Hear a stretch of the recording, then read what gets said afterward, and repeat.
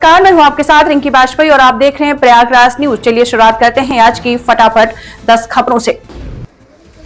Cup syrup के छिंदवाड़ा से एक और बच्चे की मौत। नागपुर में 3 साल की एक और बच्ची ने तोड़ा दम। मध्य प्रदेश में मौत का आंकड़ा 26 पहुंचा। छिंदवाड़ा जिले में जहरीले कप सिरप से बच्चों की मौतों का सिलसिला थम नहीं रहा है। बुधवार सुबह चौराई क्षेत्र की एक और मासूम 3 साल 6 महीने की अंबिका विश्वकर्मा की नागपुर में इलाज के दौरान मौत हो गई।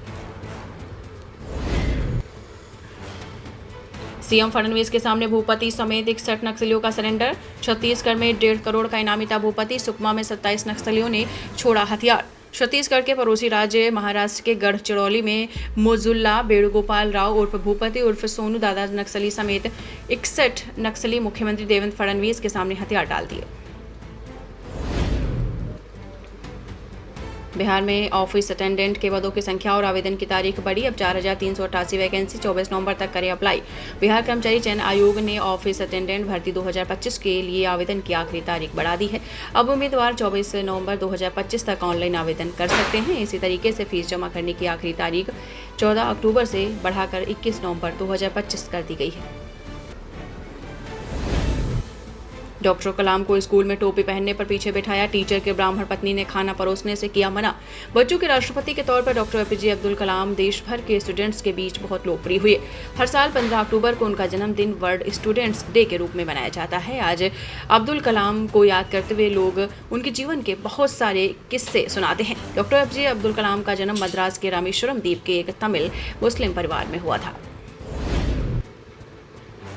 तमिलनाडु सरकार हिंदी पर बैन लगाने वाला बिल लाएगी। हिंदी फिल्म, गाने और होर्डिंग्स बोर्ड पर रोक संभव। सीएम स्टालिन बजट से रुपए का सिंबल बदल चुके। तमिलनाडु में सीएम एमके स्टालिन के नेतृत्व वाली त्रिवेणी मुनेत्र कड़गम सरकार राज्य में हिंदी भाषा के इस्तेमाल पर बैन लगाने वाला बिल बुधवार को विधानसभा में पेश किया।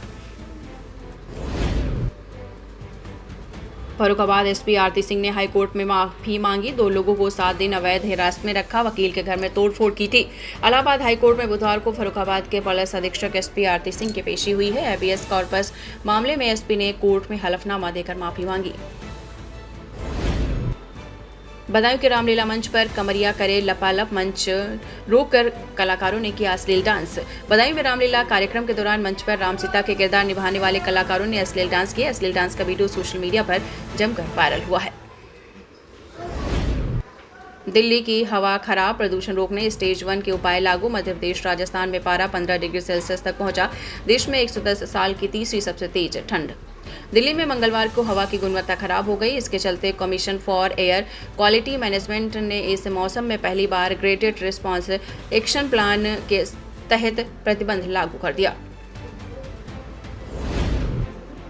10 महीने में 2 गुने हुए चांदी के दाम। 86,000 से 1,75,000 पर पहुंची। सोने से 37% ज्यादा रिटर्न। इस साल चांदी के दाम 2 गुने से ज्यादा बढ़कर 1,75,000 प्रति किलो तक पहुंच गए हैं। इस चांदी के दाम में इतिहास की सबसे बड़ी तेजी है।